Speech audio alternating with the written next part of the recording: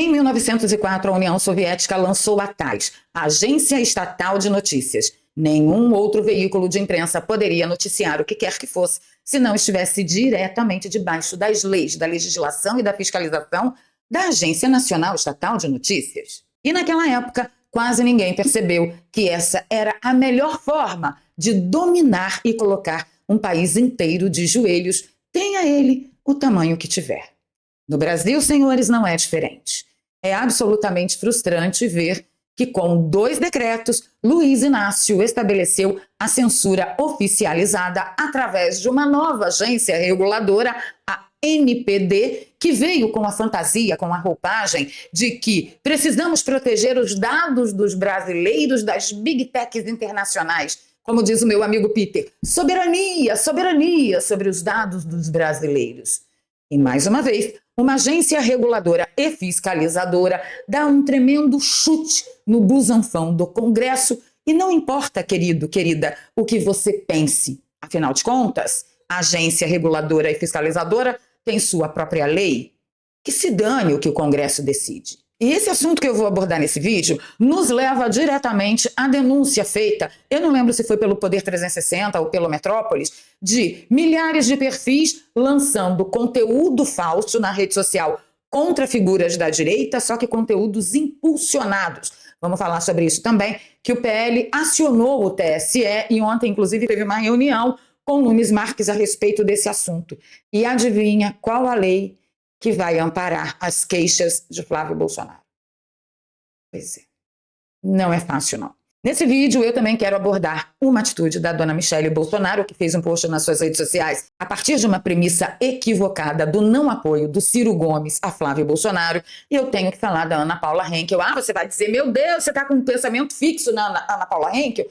Não, gente, é que a moçoila lá da bancada oeste agora, ela se atreve a criticar ações e diretrizes do próprio Jair Bolsonaro. E tudo isso a partir de uma premissa errada. Então aprendam uma coisa, se a premissa está errada, logo todo o resto está errado. Eu não posso deixar aquilo do jeito que ela falou ontem. Vem comigo que eu vou contar tudo para vocês, tintim por tintim. Agora é hora de você dizer para a plataforma, pô, YouTube, distribui esse conteúdo aí. E como que você faz isso? Através do like. Mas esmurra o like, desce aí, pesa o dedo no like, e assim você diz para a plataforma que ela precisa distribuir mais ainda o nosso conteúdo, tá bom? 3, 2, 1, dedinho no like. Bora para a pauta? Bora. Antes das nossas matérias de capa, atualizações sobre a minha mão. Ontem eu fui ao hospital, retirei os 2 pinos, tá? Vocês estão vendo um murumbum aqui, é que tem um curativo grande sobre as 2 feridas operatórias. O médico pediu para ficar com ele até amanhã, e aí a partir de amanhã vocês vão ver só um curativinho pequeno aqui e sem essa coisa horrorosa. A mão tá dura, né? Não mexe, mas isso é fisioterapia. Eu quero agradecer demais tanto o apoio de vocês, as orações de vocês e todas as energias que vocês têm me dedicado. E agradecer também pelos parabéns que vocês deixaram lá e as orações e bênçãos para o Bernardo, meu neto. Muito obrigada por tudo, brava gente. Vocês são os melhores. Agora sim, bora para a pauta. E tem umas efemérides aí super importantes que eu tenho que falar com vocês, como, por exemplo, o Green Card de Eduardo Bolsonaro. Olha que maravilha! Eduardo Bolsonaro recebeu o Green Card do governo Trump. O documento permite que o filho do ex-presidente Jair Bolsonaro passe a viver nos Estados Unidos por tempo indeterminado. Eu diria que o nosso fritador de hambúrguer, vulgo Dudu Bananinha, como dizem as mais línguas por aí, o garoto foi longe. O menino foi longe. Para desespero dos inimigos. Se forem chorar, mandem áudio. E aí sim a gente entra no assunto da senhora Michele Bolsonaro, que após uma entrevista de Ciro Gomes que não mencionou apoio a Flávio Bolsonaro, a senhora Michele veio nas redes sociais e, oh meu Deus, ele não vai apoiar o Flávio? Então, não, e eu vou explicar direitinho para vocês por quê. A dona Michele disse assim, choca? Não, só não viu quem não quis, por causa do velho toma lá da cá. Eu alertei que esse senhor, falando do Ciro Gomes, cujo partido contribuiu para deixar meu marido inelegível, não daria o seu apoio. Ainda assim, queriam os votos dos bolsonaristas. Infelizmente, a direita do Ceará está vendida. Não, dona Michele, é que para tirar o PT do poder, ou é Ciro, com toda a relevância que ele tem, ou é o seu candidato, que não tem nem 1% de intenção de voto. E aí? Como que a gente fica? E tem uma coisa que precisa ficar muito clara, gente. Olha a premissa errada. Primeiro, ninguém da direita Ceará ou o Flávio Bolsonaro pediu apoio ou falou de apoio do Ciro Gomes ao Flávio na eleição nacional. Não teve essa conversa. Segundo ponto, o acordo é a direita no Ceará apoiá-lo para governador e a contrapartida de Ciro é apoiar o candidato da direita ao Senado. E isso ele está cumprindo. E claro que a gente não pode esquecer do que a Manu, lá do Ceará, né, que ajuda o André na campanha desde sempre, denunciou. E, inclusive, o pai do André, ele confirmou que a Michele Bolsonaro aceitaria apoiar o Ciro Gomes desde que a indicada para o Senado fosse a Priscila Costa, protegidinha dela.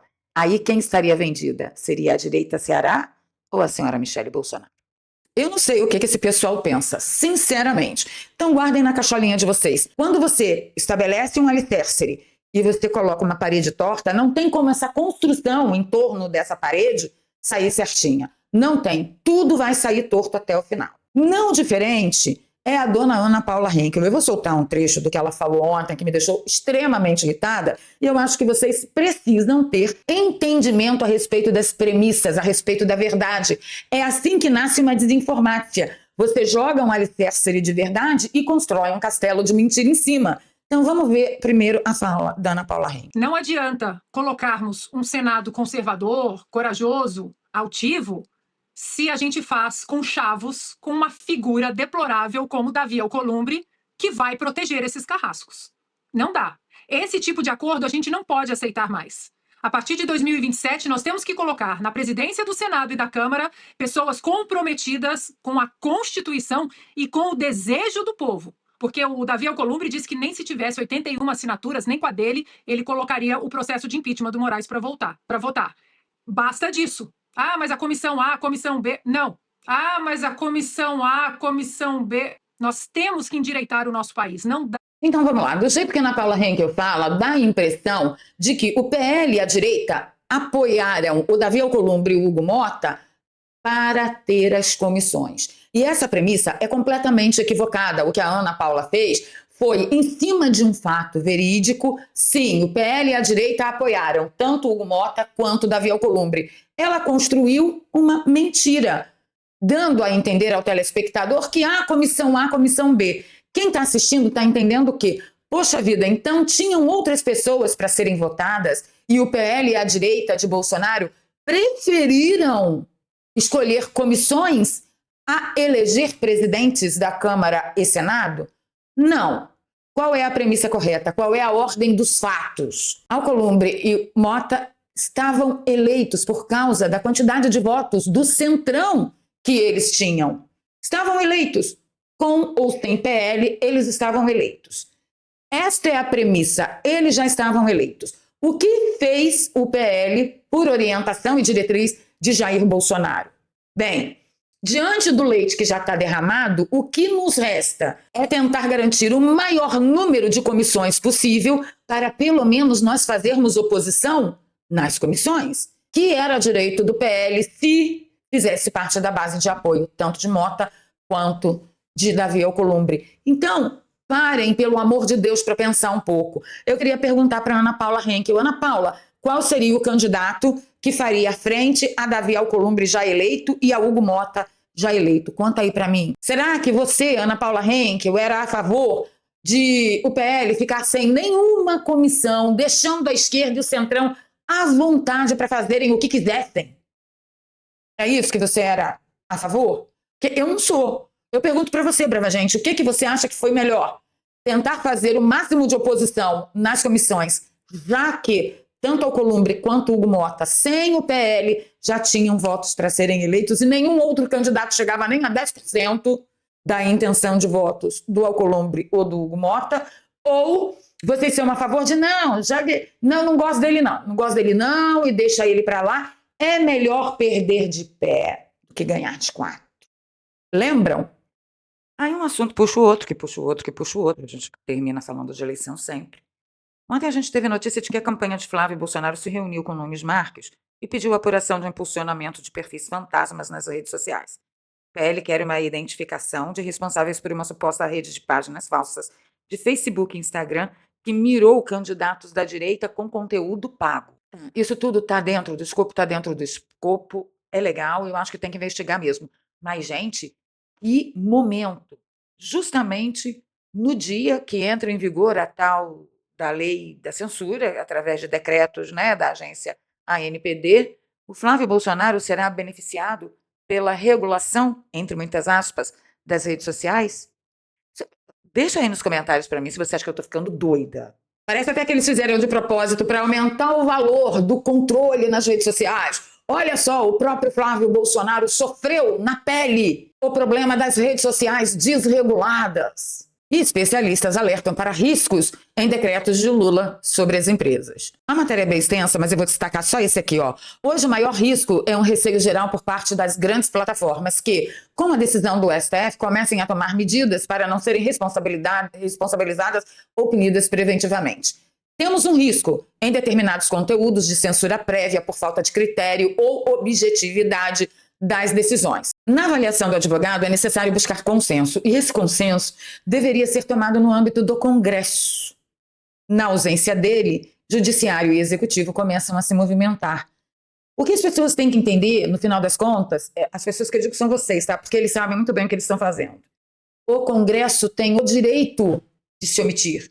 Olha só, essa pauta, ela é tão desclassificada que nós não vamos nem nos dar ao trabalho de debater. Isso é o Congresso atuando, inclusive quando não debate. A matéria continua dizendo que para Carlos Afonso, professor e diretor da UERJ, especialista em tecnologia e internet, é importante preservar a independência da ANPD, que é essa Agência Nacional de Proteção aos Dados, que apareceu travestida de grande Superman que ia proteger todos os dados do brasileiro e terminou com isso aqui, ó. Vigiar brasileiros que fazem certas coisas na internet, e eu vou mostrar para vocês já já. Aí ele diz que é importante preservar a independência, sei, que tem, segundo ele, potencial para se tornar a mais midiática entre as agências reguladoras brasileiras. Abro aspas para ele. A ANPD, com esses novos decretos, se torna o verdadeiro regulador dos temas de digital no Brasil. Fecho aspas. Aqui um outro risco. A inquietação principal, contudo, recai sobre o mérito dos parâmetros que foram adotados. As regras em debate tocam temas de alta sensibilidade, entre eles a liberdade de expressão, atividade econômica, comércio digital, responsabilidade dos provedores, e demandam reflexão aprofundada antes de se transformarem em comandos regulatórios. Além disso, os textos também definem o dever de cuidado das plataformas em relação a conteúdos ilícitos graves, como atos antidemocráticos. Tente, por favor, fazer um exercício e me definir aí, em uma linha, o que são atos antidemocráticos. Vocês percebem que pode ser o que eles quiserem? O que eu estou fazendo agora, dizendo que, olha, a União Soviética, que deu ruim de tudo, como todo mundo sabe, ela iniciou a jornada dela ditadora através de agências reguladoras. Porque anula o Congresso e a agência reguladora que foi criada pelo presidente vai fazer exatamente o que o presidente mandar, o que o partido do presidente mandar. Isso pode ser considerado antidemocrático para eles. Olha o risco que a gente está correndo. Aí eles colocam no mesmo patamar atos antidemocráticos ou crimes sexuais. Deus. Além da obrigação de manter um canal permanente acessível para usuários denunciarem os desvios de conduta. Então, qualquer um que achar que eu, por exemplo, estou cometendo um ato democrático aqui, juntar uns 150 lá naqueles grupinhos de milhares que vocês viram aí, começam a denunciar que eu estou cometendo atos antidemocráticos, vai esse vídeo pro vinagre. É tudo muito ruim. E aí o G1 também fez uma cobertura voltada apenas para o acordo entre Google e Ministério da Justiça para restringir anúncios de serviços e produtos financeiros para evitar fraudes digitais. Mas olha só que coincidência! A campanha de Flávio Bolsonaro formaliza uma denúncia que envolve fraudes digitais. Vocês podem dizer que eu estou louca. Eu vou aceitar. Você não pode sair desse vídeo sem entender direito do que nós estamos falando aqui. Nós estamos falando a respeito de controle total e completo de uma nação inteira do tamanho do Brasil, uma nação de joelhos, debaixo de uma diretriz de uma agência reguladora que vai mandar você calar a boca caso quem instituiu a agência reguladora, a ANPD, não gostar do que você vai falar, não gostar do que você tenha falado. Ah, mas eu não gostei do que ela falou ontem, mas eu não sei o que ela vai falar amanhã. Não interessa. Seja derrubada. esteja derrubada, foi denunciada, um monte de gente, milhares denunciaram. Gente, olha o desespero. E vocês pensam que isso é novo? Isso não é novo, olha. A agência de notícias russa TASS, ou simplesmente TASS, é uma agência de notícias estatal russa fundada em 1904. É a maior agência russa e uma das maiores agências de notícias do mundo. Com sede em Moscou, possui 70 escritórios na Rússia e na Comunidade dos Estados Independentes, além de 56 filiais globais em 53 países. Não, porque esse negócio de agência reguladora fica só no país que implementa, não. Deixa eu contar só um pedacinho da longa história de repressão estatal russa à imprensa, porque não é de hoje, tá? A matéria começa dizendo que ao longo do último ano a mídia russa enfrentou pressões crescentes. Em maio de 2020, o principal jornal independente da Rússia, o Vedomosti, foi comprado por empresários com suspeitas de ligação com o Kremlin. Aí é o domínio por cooptação, né? Em dezembro, a Duma estatal aprovou uma lei que pune a difamação online com penas de prisão e multas elevadas. Críticos temem que a nova lei possa ser usada para sufocar a dissidência. Mais recentemente, o órgão regulador da mídia russa ameaçou multar TikTok, Facebook, Telegram. Essa matéria, gente, é de 2021, tá? Pra vocês terem uma ideia. Hoje, TikTok, Facebook, Telegram e YouTube não existem mais na Rússia sem VPN. Tá? E também ameaçaram multar o VK, que é uma outra rede social que tinha lá, por não apagarem publicações sobre protestos não autorizados em apoio a Alexei Navalny. Todo mundo acompanhou aqui a saga de Alexei Navalny, nós cobrimos inclusive a morte dele e como ele era apoiado pela população, e quando a população foi para as ruas para protestar contra a sua prisão, que foi uma prisão política igualzinha de Jair Bolsonaro, quem foi que te deu autorização para você protestar a favor dele? Disse o Estado, disse Putin, disse a KGB, disse a TASS, Agência Reguladora de Mídia. Quem disse que você pode? Não, você não pode. Embora esses acontecimentos, continua a matéria, causem uma impressão inegável, elas ecoam práticas históricas de cooptação e censura de imprensa pelo Estado russo. Eles também revelam as maneiras pelas quais os governos autocráticos da Rússia tradicionalmente enfrentaram o principal desafio imposto pela imprensa, o da política de oposição. O principal problema deles é o quê? A oposição. Não pode ter oposição. Vocês viram, né, que o Daniel Ortega simplesmente decidiu que na Nicarágua não vai ter mais eleição, não vai ter mais eleição presidencial, que ele é bom o suficiente para ficar lá o resto da vida, porque se ele coloca uma eleição presidencial, está arriscado essa oposição ganhar e tomar o poder? É isso, filhinhos. Não fazem aqui ainda porque não podem fazer tão abertamente. É soviético. Quando nós falamos que eles são soviéticos, nós sabemos o que nós estamos falando.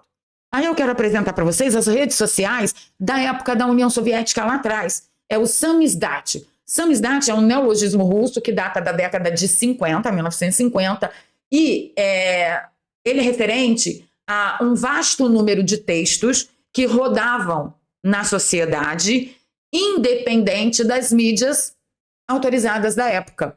Porque tudo quanto era texto, que tudo quanto era escritor, jornalista da oposição, era censurado nos veículos, então não era publicado. Então, o que sobrou para esses opositores? Datilografar os seus textos e ir passando de um a um, e de acordo com o que diz a matéria aqui, cada pessoa que recebia, se ela gostasse, o que ela fazia? Ela sentava na máquina dela e datilografava pelo menos mais 10. Era o tal do RT da antiguidade, entendeu? O Samizdat tornou-se o principal meio de comunicação dentro das chamadas segundas culturas ou culturas alternativas que se desenvolveram nas sociedades socialistas do pós-guerra e serviu como uma ponte crucial entre os dissidentes nesses países e o Ocidente, porque esses escritos acabavam indo parar onde? Fora do cercadinho do ditador.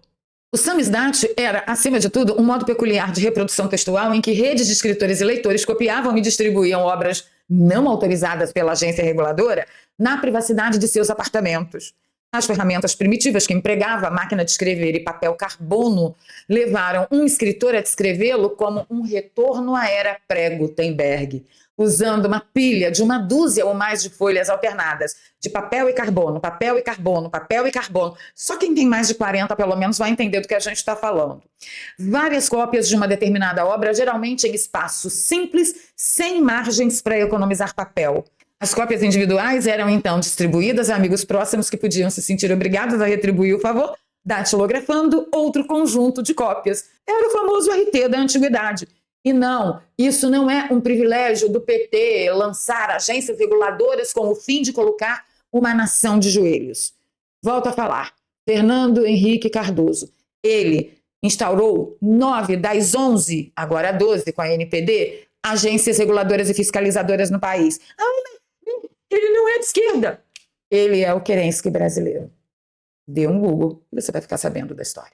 Então, senhores, eu quero deixar consignado, isso não é ideia de PT, isso é ideia de Centrão, isso é ideia de Faria Limer, isso é ideia de grandes poderosos do Brasil que tocaram este país com a população sempre de joelhos ao seu bel prazer, sempre escravos. E aproveitem. Por quê? Porque nós corremos o risco de ter os nossos canais, os nossos vídeos derrubados a qualquer momento.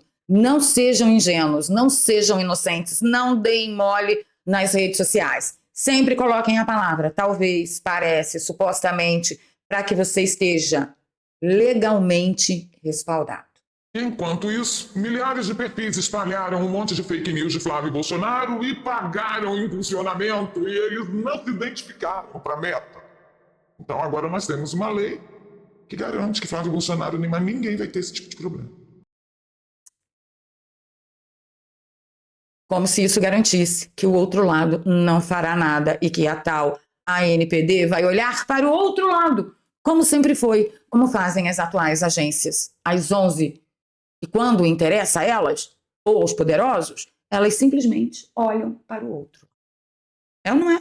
Deixa aí nos comentários para mim. E antes de ir embora, vou reiterar, você já aprendeu a ganhar dinheiro pela internet? São 12 profissões que você vai ter acesso ao material para desenvolver essas profissões que vão mudar a sua vida. Pode tirar você do CLT ou simplesmente pode fazer uma renda extra, que eu desconfio que se der tudo errado, você vai precisar e vai precisar muito. Então, olha, no link que eu deixo, tanto no comentário fixado quanto na descrição, ou se você apontar a câmera do seu celular aqui para esse QR Code, você vai sair lá no WhatsApp do Daniel Alvarenga, que é esse moço bonito aqui. Lá a gente libera para você 3 aulas gratuitas para você entender melhor do que se trata esse conteúdo das 12 principais profissões do digital que mudaram a vida de milhares de pessoas. Então corre lá, assiste a aula que é gratuita e se fizer sentido para você, você dá o próximo passo e eu te vejo do outro lado. Ao contrário, a gente se encontra aqui todos os dias a partir das 7 da manhã, sem esquecer que hoje, ao meio-dia, eu tô lá na bancada, a minha bancada amada da Timeline TV, com a mãozinha mais ou menos livre. Tô tão feliz de gravar, gente. Beijo no coração. Fui.